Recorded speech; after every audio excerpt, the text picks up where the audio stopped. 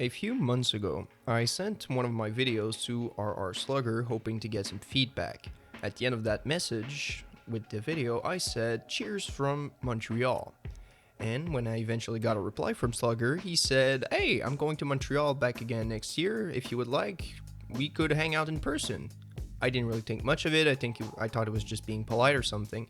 But then, a couple of months later, I sent him another message thanking him for something else, and I said "Cheers from Montreal" again, and then he repeated the invitation. So I figured, okay, he seems serious. He's going to Montreal again, and he says, "Hey, let's meet up." So we did. And now I'm guessing if you click on this video, you probably have two questions in mind. One, what does he look like? Well, I'm not going to share that right now because he hasn't done a proper face reveal on his channel. So out of respect for his privacy, I'm going to keep my pictures for myself until he does a proper face reveal. And the second question I'm guessing everybody has in their mind is, what is he actually like in real life? Well, quite simply, he's just really nice. He's really approachable, he's really friendly, he likes to laugh, and he just looks really nice. And he also has that really friendly sounding Alberta accent, which makes him seem like a teddy bear. But yeah, he's a really nice guy. So we spent the afternoon together just walking around in Montreal and talking about everything. We talk about music, about Star Trek, about Lego, about a bunch of different stuff.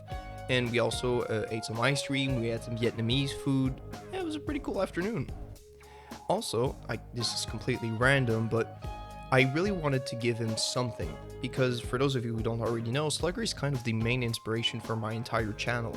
And so as a sign of my appreciation, I gave him one of my classic space sets.